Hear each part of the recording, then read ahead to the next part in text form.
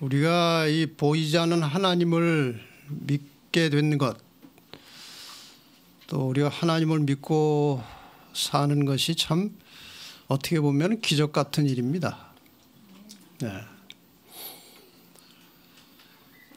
네, 하나님께서 하나님의 생각, 하나님의 뜻을 사람들에게 알려주셔야 되는데, 제가 그전에 말씀드린 것처럼 하나님은 사람이 이렇게 연구해가지고 이렇게 생각해낸 존재가 아니고,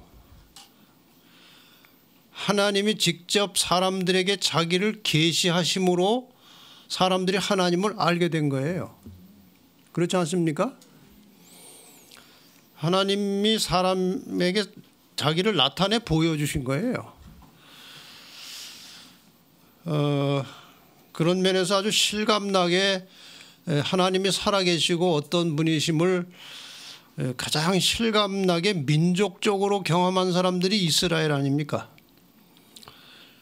그러니까 이스라엘이라고 민족 자체의 그 역사를 공부하면은 하나님이 계시다는 사실을 절대로 부인할 수가 없는 거예요. 아주 고의적으로 아주 결심을 하고 하나님을 부인하려고 하지 않은 한 이스라엘 민족의 그 구약의 역사가 그게 꾸며낸 이야기가 아니잖아요. 그걸 보면은 하나님이 계시다는 사실은 절대로 부인할 수 없어요. 계십니다. 근데 그 하나님이 계시다는 것과 하나님께서 인간들에게 무엇을 원하시는지, 하나님께서 인간을 구원하시는 원리와 방법이 무엇인지를 하나님이 계속 사람들에게 가르쳐 주셨는데, 사탄은 이걸 계속 왜곡시키는 겁니다. 잘못된 길로 자꾸 삐뚤게 왜곡을 시켜요. 근데 하나님께서는 그 하나님의 뜻과 인간이 구원받는 원리와 그 과정을 계속해서 누구에게인가 전달하시는 거예요. 누구에게인가 전달하셔서 퍼뜨리시는 겁니다. 그거를.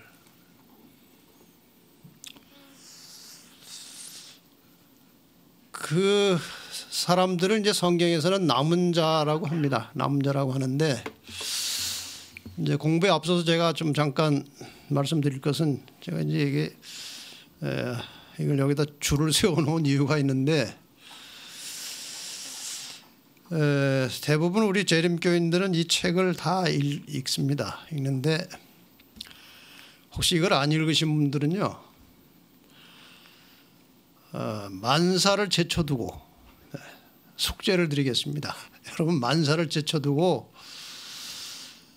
지금부터 시작하셔가지고요, 시간이 많으신 분들은 좀 일찍 읽겠지만 아무리 못해도 내년 말까지 이거를 다 읽으세요. 이거를 읽으시면 창조 전부터 시작해서 새하늘과 새 땅까지의 모든 역사를 통해서 하나님께서 어떤 일을 하셨고 또 앞으로 어떤 일을 하실 것인지 굉장히 상세하게 이 속에 다 들어있어요. 제가 이제 설교를 하나 준비할 때마다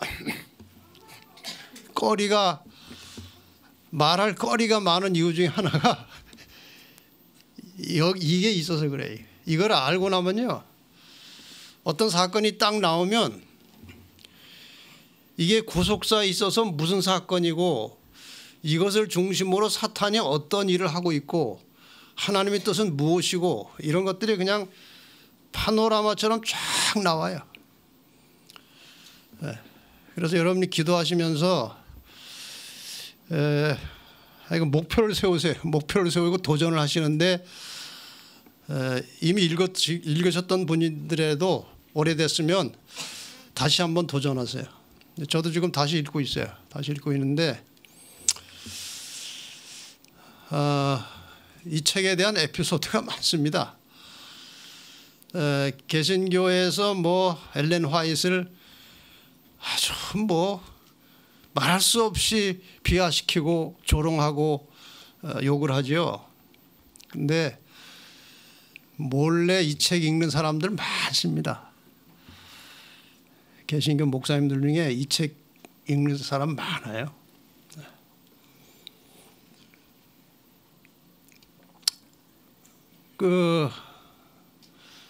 어떤 문서전도인이요, 이 책을 이제 10권짜리를 들고 어느 목사님, 개신교 목사님 이제 사택일 간 모양이에요. 교회로 갔는데 자기가 사택일 목사님 만나가지고 이 책을 보여줬더니 되게 이제 보여주면 뭐 난리가 나는데 이 사람이 깜짝 놀라더래요. 내가 이 책을 사려고 얼마나 애를 썼는데 어떻게 알고 이걸 여기를 가져왔냐고 그러더래요. 그러니까 이제 누구에겐가 이 책을 소개를 받은 거예요. 근데 이게 일반 서점에 없으니까 책을 살려다 이제 못 사가지고 안타까워하고 있는 차 이걸 가져가니까 그렇게 좋아하더라는 것입니다. 그러니까 여러분 다시 한번 숙제 드립니다. 예, 이거 도전하세요. 도전하셔서 이거 다 읽으시면 이 성경 전체를 입체적으로 상당히 상세하게 다 이렇게 꿰서 이해를 할 수 있어요. 이게 기초가 되고 다른 것들이 공부되면은 그것이 막 살아서 움직입니다. 그런 이런 전체적인 흐름에 대한 기초가 없으면은 들을 때마다 그냥 그런가 하고 또 잊어버리고 또 잊어버리고 그래요. 네. 그러니까 이 책을 꼭 한번 읽어보세요. 지금 제가 드리는 이야기는 거의 다 이제 여기 다 나오는 것들이에요. 이렇게 창세로부터 하나님의 뜻을 받아서 이어가는 사람들을 남은 자 혹은 이제 개혁자들이라고 말하는데, 성경에 나오는 하나님의 직접적인 지시를 받은 매우 중요한 임무를 담당한 사람 중에 하나가 노아입니다. 노아. 근데 지금 여기 제가 쭉 열거하는 이 개혁자들, 남은 자손의 계보를 이어가는 이 무리들을 보면요, 하나님께서 공통적으로 요구하는 것이 있어요. 노아에 대해서 하나님께서 뭐라고 말씀하셨는가 하면은, 노아는 의인이요 당대의 완전한 자라. 그가 하나님과 동행했다. 여기 의인이다, 완전하다 라고 하는 것은 하나님의 계명에 일치된 상태를 말합니다. 성경이 말하는 완전이라는 것은 어떤 기준에 일치되어 있는 상태를 완전이라고 그래요. 내가 율법이나 선자를 폐하러 온 줄로 생각지 말라, 완전케 하려 함이라. 그 말은 예수님께서 율법의 요구를 100% 충족시키기 위해서 오신 거예요. 그게 의예요. 의라는 것은 원칙과 법에 충족된 상태를 의라고 그러는 거예요. 그게 의예요. 그래서 노아는 하나님의, 그냥 노아도 물론 구전으로 전해받았겠죠. 계속 조상부터 내려오는 그 하나님의 뜻이 구전으로 쭉 내려오는 걸 이어받았을 텐데, 노아는 그 구전으로 전해져 내려온 하나님의 계명과 하나님의 말씀대로 살려고 끊임없이 자신의 삶을 계명 쪽으로 끌고 간 사람이에요. 그 다음에 노아 다음에 이제 하나님의 뜻을 세상에 전하기 위해서 부르심을 받은 사람이 아브라함이에요. 이 아브라함에 대해서도 하나님께서 뭐라고 말씀하셨는가 하면은, 아브라함이 내 말을 순종하고 내 명령과 내 계명과 내 율례와 내 법도를 지켰습니다. 왜 하나님께서 아브라함을 택하셨어요? 하나님의 계명과 법도를 충실하게 따르는 사람이었기 때문에 부르신 거예요. 그 다음에 예수님의 제자들에게 예수님께서 특별히 권면하신 말씀이 또 나옵니다. 너희가 나를 사랑하면 내 계명을 지켜라.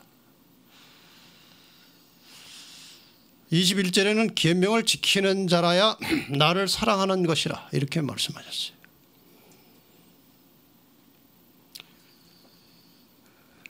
그 다음에 이제 교회 역사가 시작되고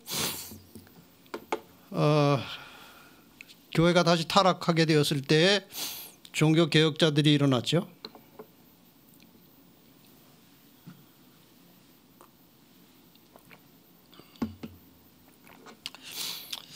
이 종교 개혁자들이 뭘 위해서 투쟁했습니까? 우리가 종교 개혁하면은 마르틴 루터를 먼저 떠올리지만요. 마르틴 루터가 종교 개혁을 일으킬 때 그것이 이렇게 불이 붙어서 퍼져나갈 수 있도록 먼저 준비해 놓은 사람들이 왈덴스인들입니다. 왈덴스인.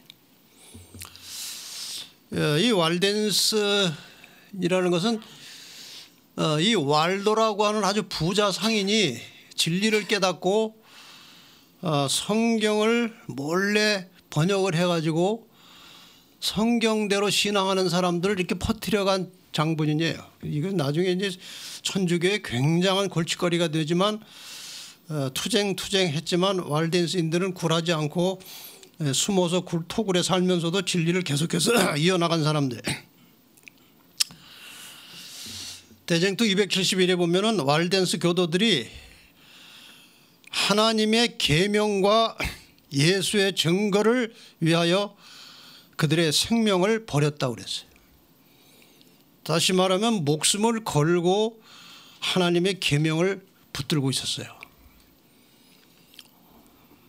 이게 개혁자의 특징입니다. 그래서 마르틴 루터도 오직 성경을 가지고 이제 나왔지만 워낙 종교 암흑시대 동안에 성경의 진리들이 땅속에 파묻히고 망가지고 왜곡되고 아주 피폐하게 돼가지고 루터를 비롯한 종교 개혁자들의 노력이 상당한 결실과 열매를 맺은 것은 사실이지만 성경 전체가 다 회복되기 전에 그들은 다 죽었어요. 그런데 그 개혁자들이 초기 개혁자들의 뒤를 이은 후세대의 교회 지도자들은 그 개혁자들이 가졌던 그런 정신을 갖지 못했습니다. 시대가 흐르면서 다시 세속화되고 교회가 타락을 하게 됩니다. 이렇게 교회가 타락하면서 성경의 근본 정신을 상실하고 인본주의 신앙으로 또 이렇게 기울어져 갈 때에 이 역사의 종말 시기에 계시록 12장 17절에 예언된 하나님의 증인들이 바로 남은 자손이에요. 계시록 12장 17절에 예언된 남은 자손의 특징에 대해서도 역시 그들은 하나님의 계명을 지키며 예수의 증거를 가졌다고 말하고 있습니다. 지금 이렇게 하나님의 뜻을 하나님의 말씀을 계속해서 계승하면서 세상에 전하는 사람들의 공통적인 특징은 하나님의 계명에 목숨을 걸고 충실한 것입니다. 그래서 사탄이 이걸 없애려고 하는 거예요. 사탄의 집요한 노력은 인간 사회에서 하나님의 계명을 지워버리는 거예요. 그래야 자기 세상이 되는 것입니다. 그 다음에 이 남은 자손 이후에 또다시 언급되는 하나님의 구별된 특별한 무리의 명칭이 이제 14만 4천으로 나옵니다. 이 14만 4천의 몇 가지 특징 중에 하나가 이것입니다.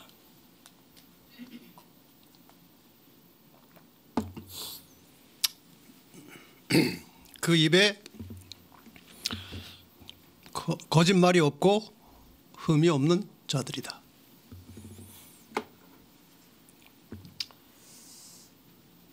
여기 거짓말이 없다고, 거짓말이 없다는 말에 우리가 좀 관심을 가질 필요가 있어요. 이게 단순한 우리가 일상생활 속에서 주고받는 거짓말인가? 그게 아니에요.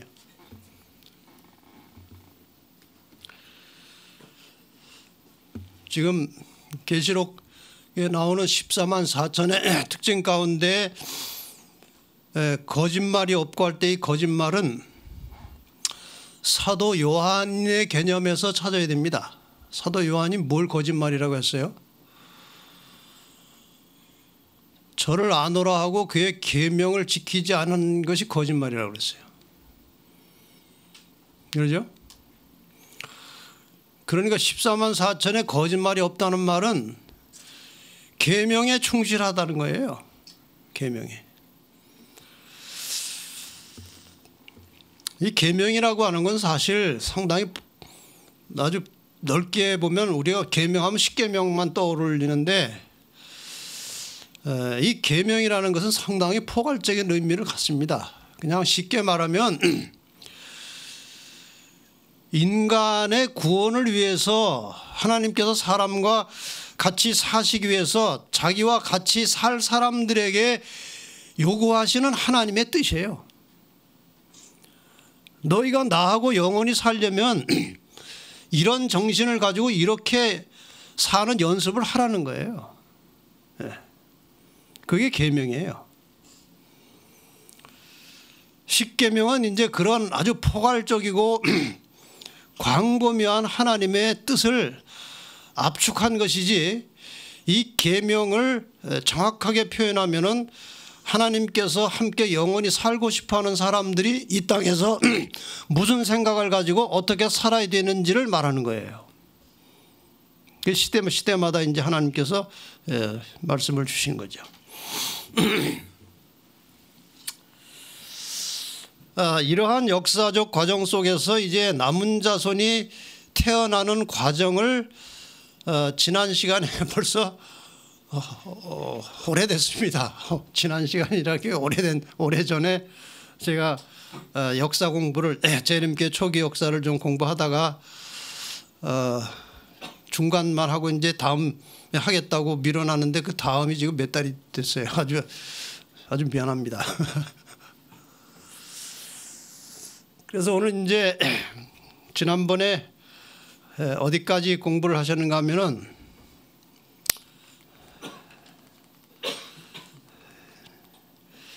1844년 대실망 이후에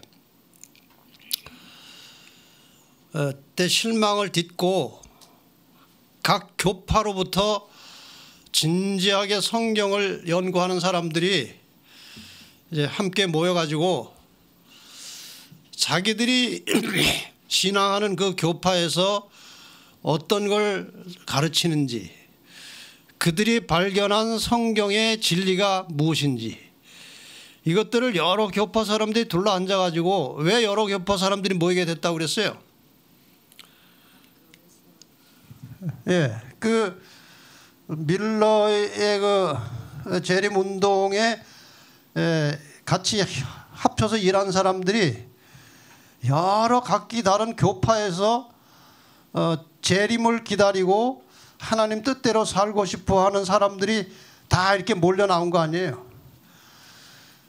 그 사람들이 재림운동을 향해서 가다가 실망해가지고 다 떨려져 나갔지만, 나머지 사람들은 수는 적지만 역시 여러 교파에서 나온 사람들끼리 모여 앉은 거예요. 이것은 굉장히 중요한 하나님의 섭리가 있었다고 보는 것입니다. 왜냐하면 그동안 다 각기 흩어져서 자기 교파와 자기 교리가 최고인 줄 알았는데, 이렇게 모여 앉아보니까 자기들이 미처 몰랐던 성경의 진리들이 다 나오는 거예요. 여기저기서.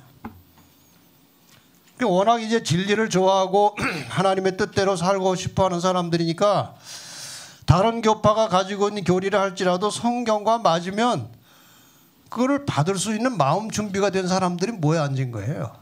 여기 계신 여러분들처럼. 그런 사람들이 모였으니까요. 그래서 지금 이것은 그 당시의 상황을 누가 이제 상상해서 그린 거예요. 서로 이게 여러 다른 교파 사람들이에요. 그러니까 이 교파 사람이 이제 성경에 뭔가 자기들이 믿고 있는 진리를 정리해 가지고 설명을 다 하니까 이 사람이 성경적으로 그게 맞네요. 그럼 우리도 믿어야죠. 이래가지고 이제 둘러앉은 사람들이 성경적으로 올바른 진리와 교리들을 서로 나누면서 공유해가는 과정이에요. 이게 이런 과정을 거쳐서 재림교회가 만들어지는 것입니다. 이런 과정 속에서 그래서 이제 이런 계보를 통해서 지금 여기서 노아, 아브라함 제자들, 개혁자들 그리고 남은 자손이 여기서 이제 만들어지는 것입니다.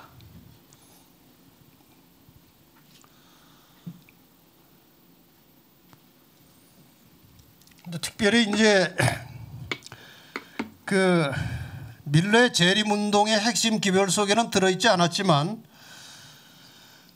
대실망을 경험하기 조금 전부터 1844년 10월 22일이 실망일인데 그 실망일 전부터 재림 기별과는 별도로 어떤 기별들이 그들 사이에서 오고 가고 있던 것이 있었어요. 그것이 안식일 교리예요. 그 당시에 재림교회는 없었습니다. 제7일 침례교회가 있었어요. 제7일을 안식일로 지키면서 세례를 안 주고 침례 주는 교회가 있었단 말이죠. 제7일 안식일도 성서적이고 침례도 성서적이니까 이 교회는 아주 성경적으로 살아보려고 하는 그런 교회인 것 같아요. 이 제7일 침례교회 출신 중에 이제 밀러파 재림 신도들 신도 중에 이름이 길어요. 레이첼 오크스 프레스톤이라는 부인이 이 제7일 침례교회에서 주장하는 안식일을 프레드릭 휠러를 비롯한 워싱턴의 몇몇 재림 신도들에게 가르쳐줬고 이 사람들이 이것을 성경의 진리로 받아들이고 안식일을 지키기 시작했어요. 대실망 전부터 안식일을 지키는 일들이 벌어진 거예요. 여기저기서. 그 다음에 이 휠러라는 사람이 상당히 활동적인 사람이었어요. 이 휠러가 여기 또 다른 침례교회예요. 자유의지, 그러니까 영어로 프리윌 베프티스트라고 되어 있는데요. 여기 출신인 밀러 재림운동에 함께 동참해서 전도하던 토마스 프레블이라는 사람에게 이 안식일을 가르쳐 줬더니 이 프레블이라는 사람이 이 안식일에 관한 소책자를 하나 만든 거예요. 전도지를. 그러니까 이 사람은 이제 그런 걸 좋아하는 사람인 것 같아요. 이 토마스 프레블이라는 사람이 이 안식일에 대한 기별을 정리해 가지고 전하기 시작한 거예요. 그러니까 우리 재림교회가 태어나기 전이지만 이 초기부터 진리를 전하는 사람들은 항상 이 문서를 만들어서 씨를 뿌리는 일을 한 거예요. 그러니까 오늘 우리가 요즘에 씨 뿌리는 이 전도 방법은요, 아주 전통적인 재림 신도들의 전도 방법이에요. 이것이 이렇게 해서 이제 시작을 안식일이 전파되기 시작했어요. 이 프레블이라고 하는 사람이 만든 안식일 전도지를 또 다른 그 밀러파 전도자 조세 베이츠라는 사람이 이 책을 보고 안식일을 깨달은 거예요. 그래서 이제 대실망 이후죠. 1845년 봄부터 이 조셉 베이츠가 안식일 준수를 시작했고, 이 사람도 또 선교열이 대단한 사람이라 이걸 기초로 해서 1846년에 제7일 안식일 영원한 표징이라고 하는 소책자를 발간해서 적극적으로 이 안식일 기별을 사람들에게 전하기 시작했습니다. 이런 과정을 거쳐서 재림운동과 더불어서 안식일 기별이 사람들에게 퍼져나간 겁니다. 이렇게 해서 안식일 기별이 퍼져나갔어요. 그 다음에 이제 밀러파 재림 신도들이 대실망 이후에 연구한 것이 무엇인가 하면은 2300주야가 마쳐지는 그때에 성소가 정결하게 된다고 했는데, 그 성소 정결을 예수의 재림으로 적용을 했단 말이죠. 근데 틀렸거든요. 그럼 도대체 성소가 정결하게 된다는 것이 무엇이냐에 대한 의문이 생긴 거예요. 그래서 성소 기별에 대한 연구가 필요했던 거예요. 근데 실망 이후에 이 하이람 에드슨이라고 하는 사람이 특히 경험을 하나 했어요. 실망 이후에 낙심천만해서 이렇게 옥수수밭을 지나가고 있는데, 자기 이제 동료들을 만나서 좀 위로하고 격려하기 위해서 옥수수밭을 지나고 있는데 갑자기 멈추어 서게 되었고 하늘이 열리면서 뭐 나타나는데, 거기에서 하늘의 성소를 보게 되었고, 그 성소에서 예수님께서 지성소로 들어가는 장면을 본 거예요. 그래서 이제 성소에 대한 연구가 시작이 돼가지고 1844년 10월 22일에 재림이 아니고 하늘 성소에 어떤 변화가 있었다는 사실을 깨닫게 됐고, 그것을 이제 집중적으로 연구하면서 다니엘 8장 13절 14절 성소가 정결하게 된다는 것이 재림으로 되는 것이 아니고 그것이 하늘에서 심판이 시작된다는 사실로 수정을 한 것입니다. 이렇게 해서 수정이 일어났어요.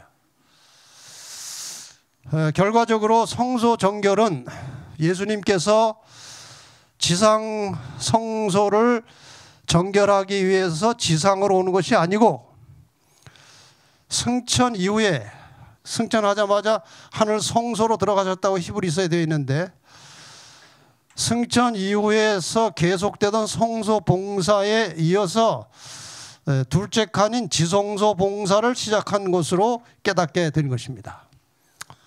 이렇게 해서 1844년에 실망의 원인을 알게 됐고, 1844년부터 어떤 일이 벌어지는지 이제 새로운 성경 진리를 깨닫게 된 거예요.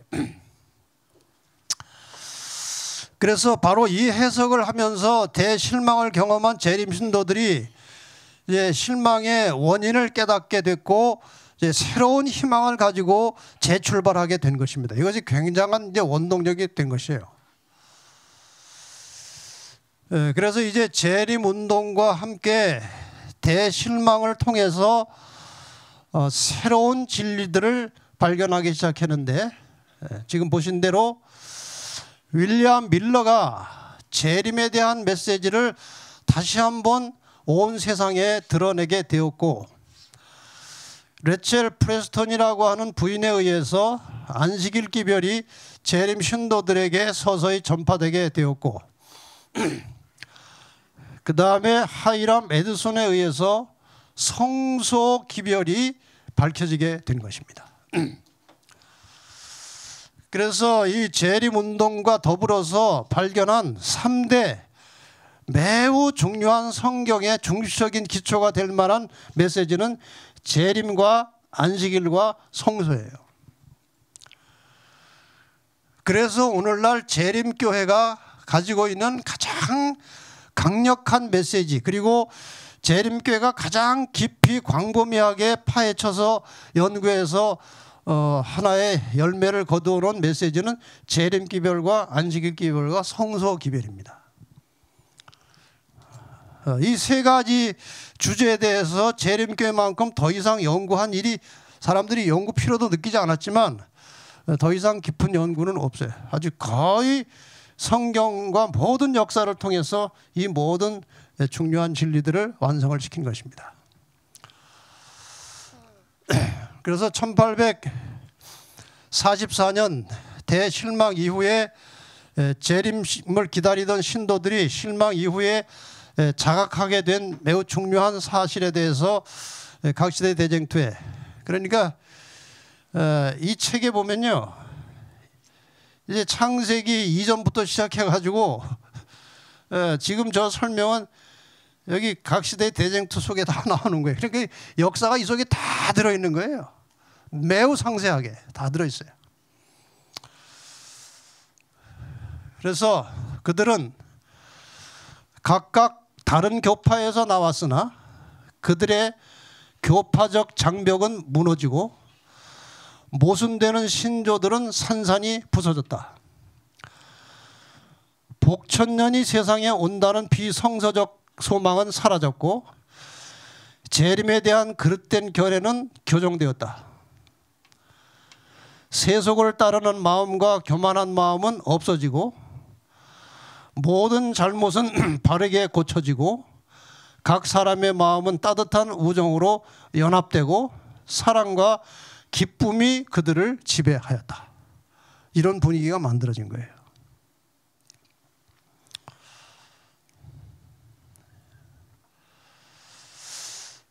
예수의 재림에 대해서 아주 무감각하게 만들어 놓은 대표적인 교리가 무엇인가 하면은 복천년이라는 게, 복천년. 다시 말하면 이 세상의 모든 것들이 다 이렇게 좋아지고 개선되고 그리스도인들에 의해서 세상이 좋아지고 그래가지고 좋은 세상이 완성돼가지고 천년을 지나겠다는 거예요. 이 땅에서. 그 천년이 지난 다음에 예수님이 재림하신다는 것이 복천년설이에요. 자, 그러면은 그 복천년이 지나려면은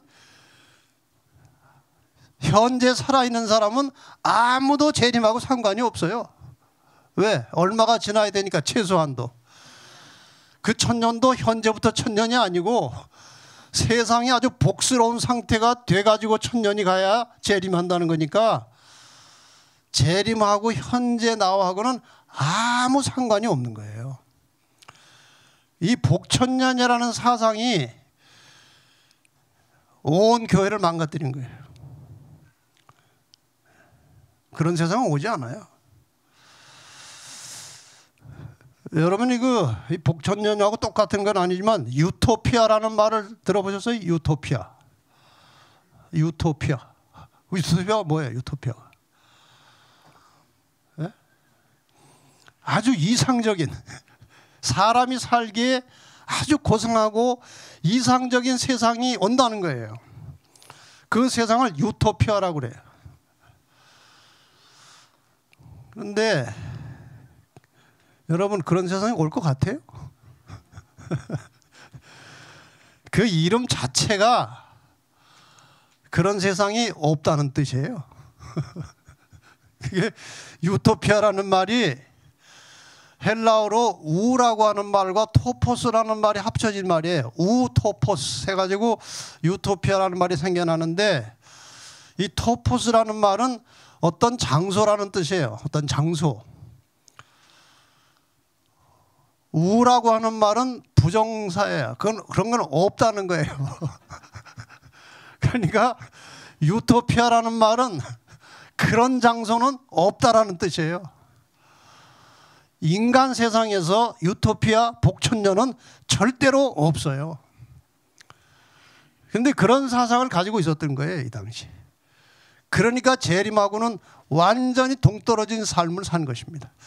지금도 복천년을 기다리는 사람들이 부지기수로 많아요. 복천년이 지나야 재림한다는 거예요. 그러니까 재림은 현재 나하고는 아무 상관이 없어요. 자, 그런데 이 재림 운동의 결과 성경을 깊이 있게 제대로 연구하면서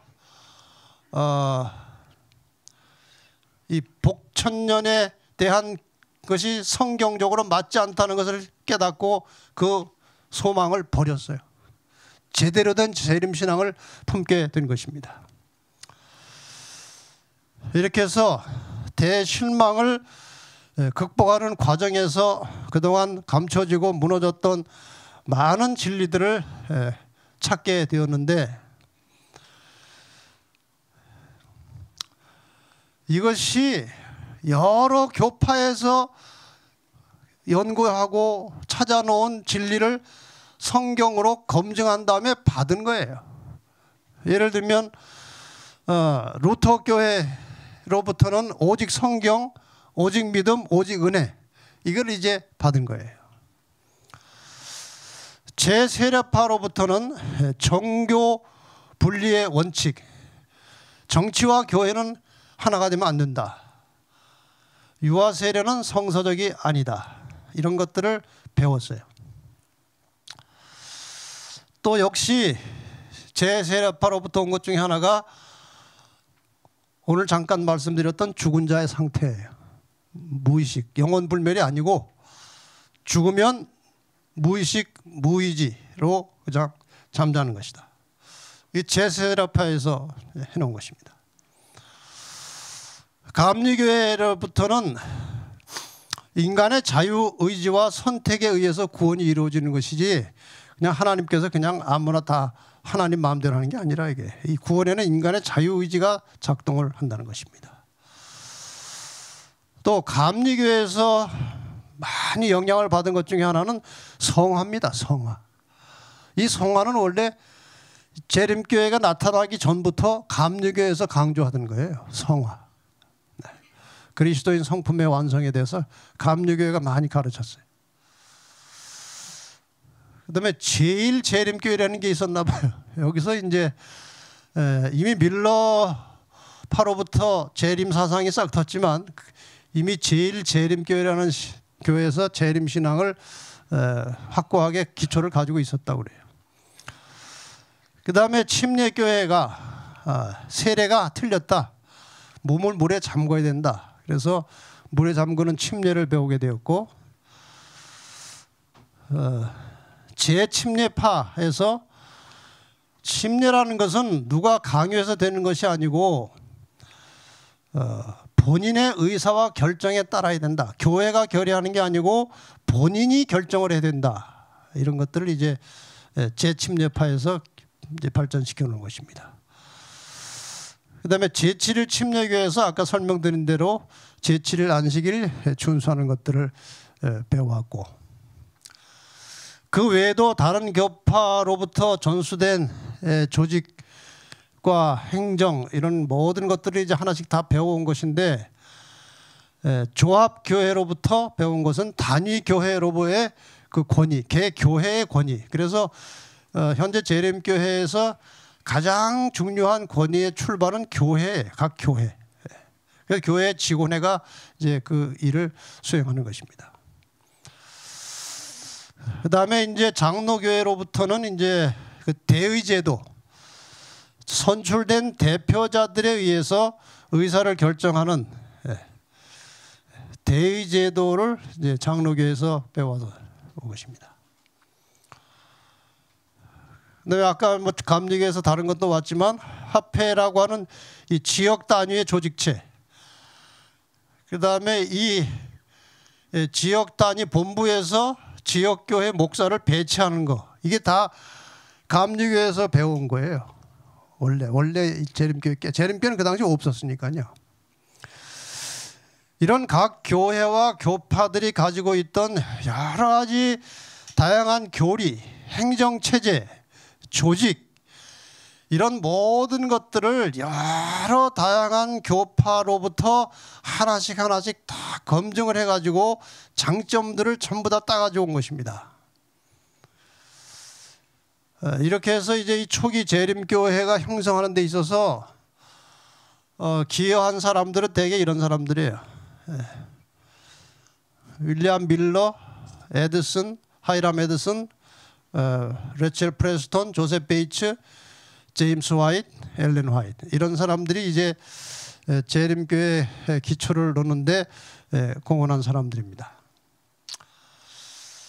이렇게 해서 아까 말씀드렸던 대로 여러 각기 다른 교파의 사람들 중에서 실망을 딛고 남아있던 사람들이 진지하게 성경을 연구하고 검토한 결과 성서적인 모든 교리들을 하나씩 다 받아들이게 되었고, 이 교리를 발전시켜 나가는 일에 있어서 교회를 어떻게 조직해서 행정을 어떻게 할 것인가, 그런 것까지 다 이제 연구를 해가지고 자리를 잡게 됐습니다. 그래서 마침내 1860년에 이 제7일 안식일 예수 재림교회라고 하는 교단 명칭을 채택하게 되었습니다. 그 다음에 이제 점점 교세가 커지고 교인들이 늘어나면서 조직을 확대하지 않을 수가 없게 됐어요. 그래가지고 3년 4년 지나면서 세계 전체를 통할하는 대총회와 그 다음에 지역 교회들을 단위로 묶어서 행정하는 합회와 그 다음에 지역교회, 이 3단계 조직이 1863년에 완성이 됐습니다. 그 다음에 그것이 한 3, 40년 동안 유지되어 오다가 이게 점점 더 이제 단위가 커지면서 1901년부터 1903년 사이에 여러 가지 이제 과정과 회의를 거쳐서 지금 우리가 사용하고 있는 대총회와 연합회와 합회와 교회 조직 단위를 이때 완성시킨 것입니다. 여기 뭐가 빠졌어요? 뭐가 빠졌어요? 지회가 빠졌죠? 지회는 별도의 조직이 아니고 대총회의 일을 대행하는 지역 출장소입니다. 그래서 지회는 별도의 총회가 없어요. 교회는 교회 직원회가 교회 선거위원회에서 한 번씩 선거하잖아요. 합회는 총회에서 선거를 합니다. 연합회도 총회가 있어요. 지회는 별도의 총회가 없어요. 대총회 할 때 세계 모든 지회들이 다 어디로 모여요? 대총회로 모이는 겁니다. 그래서 대총회에서 대총회장을 먼저 뽑고, 그 다음에 대총회의 각 지역별 분소라고 할 수 있는 지회끼리 따로 모여가지고 거기에서 선거인을 뽑아서 지회장과 지회 임원과 부장들은 대총회 총회에서 하나의 분과로 해서 뽑는 것이지 지회 자체의 총회가 없어요. 그러니까 우리 교회 조직의 단계는 5단계가 아니고 4단계입니다. 지회는 여기에 들어가질 않아요. 지회 자체 총회가 없기 때문에 그래요. 이렇게 해서 1903년에 완성된 조직이 지금까지 활동하면서 전 세계에 이제 이렇게 했어요. 지회 조직은 총회는 아니지만 그래도 지회의 존재가 필요하다 해서 지회를 독립된 총회는 없지만 그 지회라고 하는 제도를 둔 것은 이로부터 한 10년 정도 지난 다음이에요. 그래서 1913년에 이 대총회와 지회, 이렇게 대총회가 너무 커지니까 대총회 역할을 대행하는 지역의 이제 출장소 비슷하게 두고 그 다음에 이렇게 그대로 연결한 것입니다. 이렇게 이해하시면은 우리 교회 조직을 거의 정확하게 이해하신 거예요. 이러한 역사와 전통을 거쳐서 여러 다양한 각기 다른 교파로부터 배워온 또 깨달은 바 진리를 이제 하나씩 묶어 나가는데 믿음으로 구원을 받는 것이다. 그 다음에 성소 진리 속에 믿음으로 구원받고 그리스도인이 어떻게 살아야 될지, 구원이 어떻게 완성되는지 성소 진리 속에 들어있기 때문에 성소를 깨닫게 되었고, 그 다음에 모든 하나님의 사역은 성경 예언을 통해서 이루어지는 것이기 때문에 재림교회는 특별히 성경 예언을 아주 깊이 연구해서 뭐 완벽하진 않습니다. 저도 뭐 예언을 많이 연구하고 가르치지만 어떤 부분은 정확하게 이해가 안 되는 부분이 있어요. 그러나 중요한 것은 전체의 흐름은 매우 정확한 것입니다. 그래서 어쨌든 이 재림교회가 풀어놓은 성경 해석은 가장 합리적이고 역사적이에요. 제가 이제 성경 예언을 많이 강의하다 보니까 그런 반응들을 이제 많이 봤는데, 울산에서 어떤 목사님이 이제 연락이 왔어요. 제가 이 예언이 궁금해가지고 여러 차례 집회도 가보고 책도 보고 예언 공부를 했는데 정리가 안 되고 혼란스러워서 이해가 안 되더라는 거예요. 근데 목사님이 그 설명해 놓은 창세기 3장 15절을 중심으로 풀어놓은 예언을 보니까 정확하게 들어맞더라는 게 자기 생각에. 그렇다고 자료 보낸다는 연락을 받은 적이 있는데 그 비슷한 연락은 제가 많이 받았습니다. 그러니까 이 재림교회가 지금 해석해 나가는 예언 해석 방법은 굉장히 합리적이고 역사적이고 성경적으로 맞아요. 그래서 우리가 예언을 안 할 수가 없는 것입니다. 그 다음에 영혼 멸절, 이거 다 우리가 어디서 배워온 것들이에요. 그 다음에 몸 성전이기 때문에 건강 관리를 잘해야 된다. 예수의 재림과 부활. 지금 재림을 제대로 설교하는 교회가 거의 없습니다. 재림은 신약 성경의 대들보처럼 중요한 부분이에요. 그러나 재림 별로 가르치지 않아요. 왜 그런지 아십니까? 영혼 불멸에 의해서 죽은 자의 영혼이 천당 갔기 때문에 이 재림은 상당히 복잡해요. 왜냐하면 이게 부활을 해야 되는데 이 설명이 안 되는 것입니다. 뭐 제가 그전에도 말씀드렸지만 제가 개신교 어떤 목사님하고 성경 공부하다가 이 재림과 부활과 하고 영혼이 천국에 가는 것하고 좀 조화를 시켜봐서 설명을 좀 해보시라고 그랬어요. 근데 죽은 자의 영혼이, 그리스도를 믿은 죽은 자의 영혼 천당에 가 있다가 재림할 때 예수님하고 같이 영혼들이 다 온다는 거예요. 그 영혼이 어떻게 생겼는지 모르지만 어쨌든 온대요. 와가지고 각자 자기 육체로 들어간다는 거예요. 거기서 결합해가지고 부활한다는 것입니다. 뭐하러 하늘에 가서 1000년을 기다려요? 하늘에 가서 뭘 하는 겁니까, 영혼이? 그러니까 정말 이해할 수 없는 이런 교리가 세상을 지배하고 있다는 것 자체가 놀라운 일이에요. 근데 그렇게 돼 있거든요. 그래서 재림 설교를 안 합니다. 재림 설교 하지 않아요. 제가 재림에 대해서 관심 있는 몇 개신교 목사님들한테 얘기를 들은 게 있어요. 지금 우리는 재림을 설교 안 하기 때문에 재림교회가 지금같이 그렇게 해서는 안 되고 재림에 대해서 좀 더 확실하게 널리 많이 얘기해야 된다는 거예요. 재림에 대해서. 재림이 불확실하면요, 부활도 불확실한 것입니다. 그런데 이 재림교회는 확실한 재림과 부활을 믿고 있는 것입니다. 하나님의 계명과 계명 속에 포함된 안식일.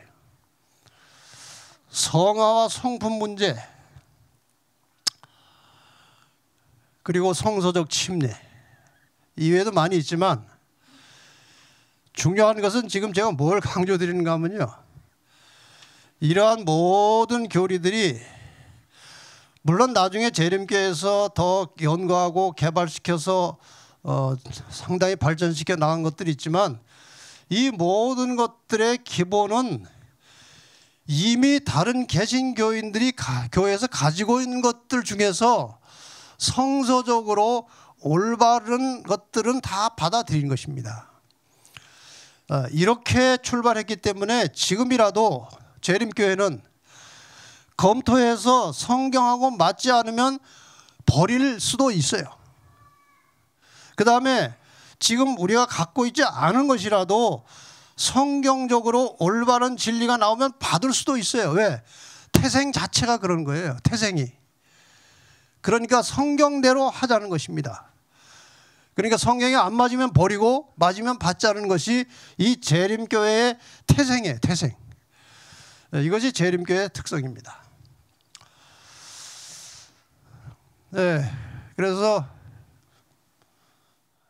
이건 뭐 그전에 한 번 이렇게 드린 건데, 어떤 침례교회 목사님이 재림교회에 와서 신학 공부를 다시 하고 공부를 하는 중에 제 사무실에 와가지고, 목사님, 제가 침례교회에서 목회하는 동안에 성경하고 다른 것이 너무 많아가지고 성경대로 믿는 교회를 한번 다시 만들어 볼까 생각을 오래 했는데, 재림교회 신학을 해보니까 그 다시 만들 필요가 없네요.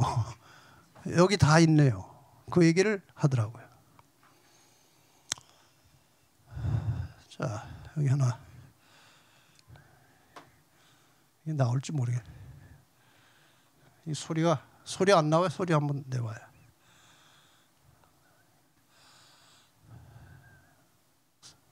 소리가 안 나와요? 어디서? 그래요? 그 소리 연결하는 거 여기 없나? 그래요. 내 사무실에 내 가방에 있는데 시간이 없으니까 넘어갑시다.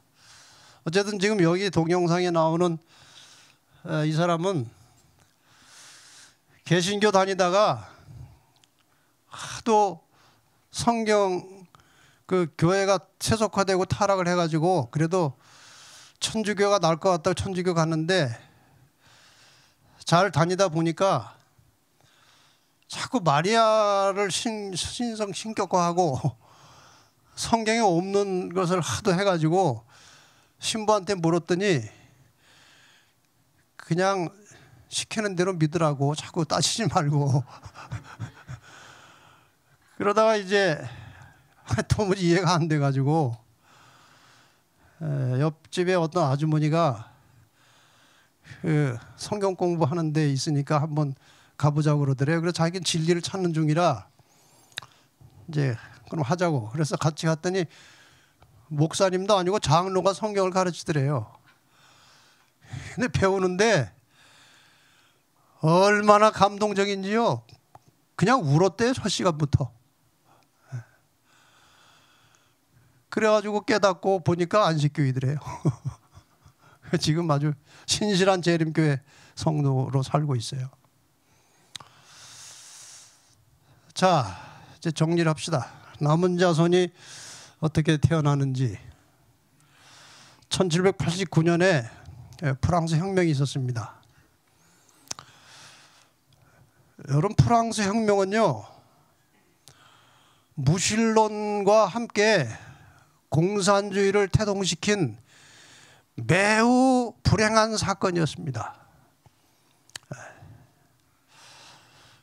과정은 복잡합니다만, 프랑스 혁명의 결과로 중세 종교 암흑시대를 지배하던 그 당시 교회 수장이던 교황권이 1798년에 끝났습니다. 그 후에 이제 1800년대죠. 1798년이니까 2년만 있으면 1800년이에요.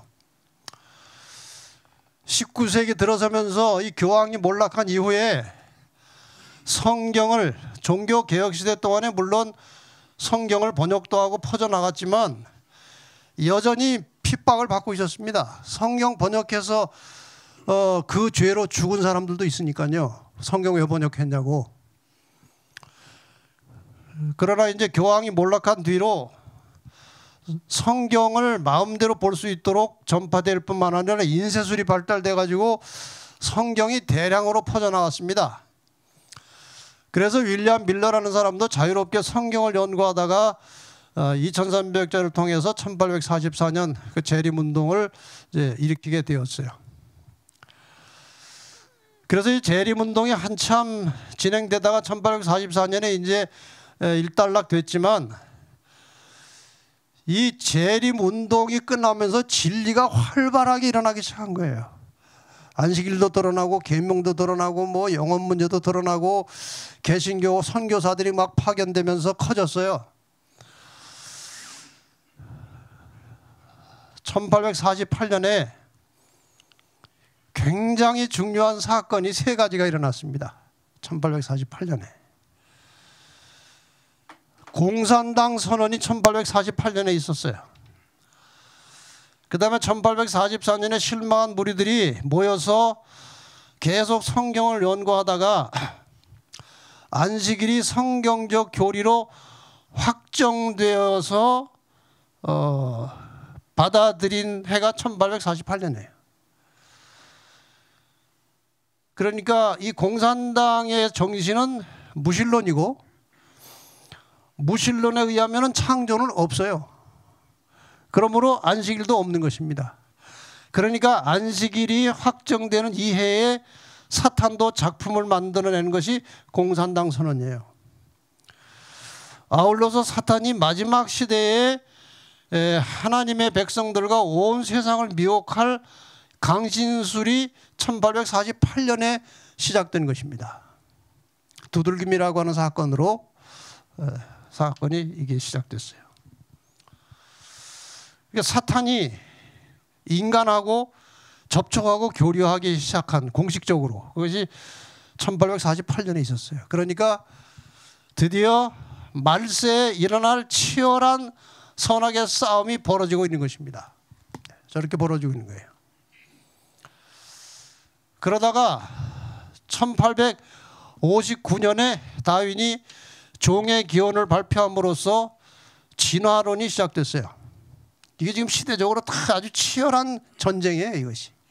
진화론이 여기서 시작됐어요.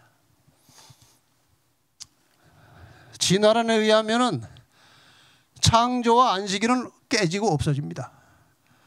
이것이 여기 시작됐어요. 그러니까 사탄과 하나님 사이에 매우 치열한 공방전이 여기서 시작된 것입니다. 여기서.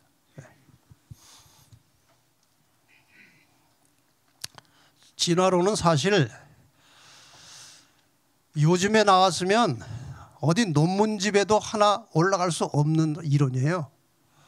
황당한 이론입니다. 전부 다 가설이에요. 그런데 이 당시 왜 이렇게 힘을 얻었을까요? 이 종교 암흑 시대를 지나는 동안에 완전히 종교의 진절머리가 난 거예요. 사람들이 개념 속에. 그러니까 하나님이 창조하셨다. 성경에 나오니까 그냥 반대도 못하는 겁니다. 교회의 힘이 크니까. 그런데 이제 이 힘이 빠지고 세월이 지나면서 성경하고 맞지 않는 반대되는 창조하고 대립할 수 있는 진화론이 나오니까요. 검토할 것도 없어요. 뭐하고 틀리니까?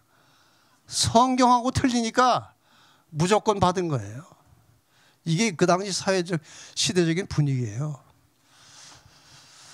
검토해서 맞아서 받아들인 게 아니고 성경하고 틀리니까 받은 거예요. 이렇게 해서 지금 온 세계를 뒤덮어버린 겁니다. 이상한 것은 지금 이렇게 과학이 발달됐음에도 불구하고 이게 사그러들질 않는 거예요. 놀라운 일이죠, 이게. 그런데 여기 조금 전에 또 다른 사건이 하나 있었는데 그것은 좀 넘어갑시다. 이렇게 1859년에 진화론이 나오고 그 이듬해에 안식일교회가 나왔습니다. 여러분 시대적인 흐름을 보시겠죠? 여기에서 안식일교회 탄생한 거예요. 이 진화론, 공산주의 이런 틈바구니 속에서. 그런데 얼마 후에 1865년에 멘델이라고 하는 사람이 말이에요.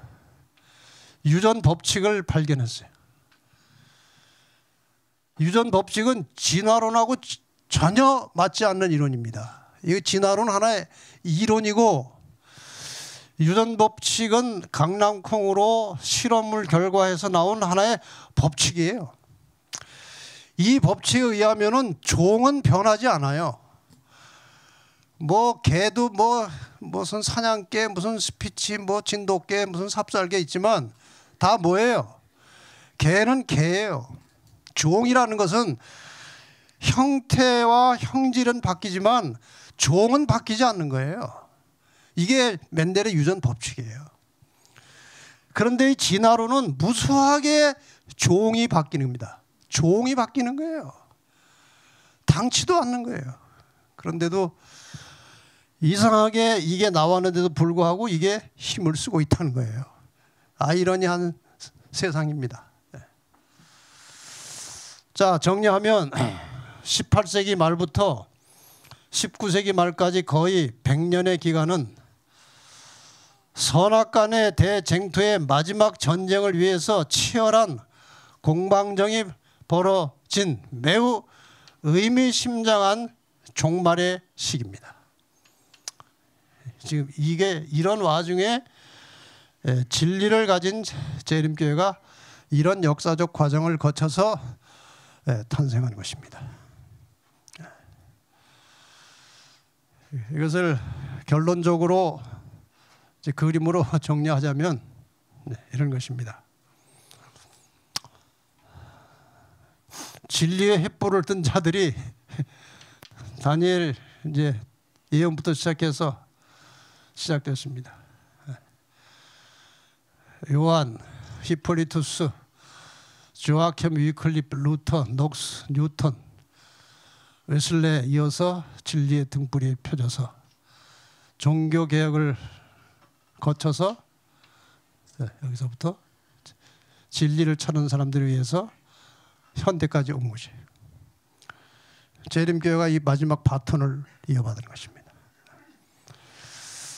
이렇게 해서 하나님께서는 이 시대에 남은 자손을 통해서 하나님의 뜻을 세상에 전하고 구원을 완성시키는 메시지를 전파하기 위해서 지금 준비하고 일하고 계시는 이 과정 속에서 여러분이 이 교회에 속한 성도로서 똑같은 노아에게 주셨던 사명, 아브라함에게 주셨던 사명, 예수의 제자들이 받은 사명, 종교 개혁자들이 받았던 사명, 그런 사명을 우리가 이어받았다는 사실을 명심하시고 하나님의 말씀에 합당하여 순종하는 삶을 통해서 우리의 삶 속에서 계명의 정신이 나타나고 하나님께 영광이 되고 하나님의 뜻을 세상에 전파하는 그런 진리의 매체가 되시기를 간절히 바라면서 오늘 강의를 마치겠습니다.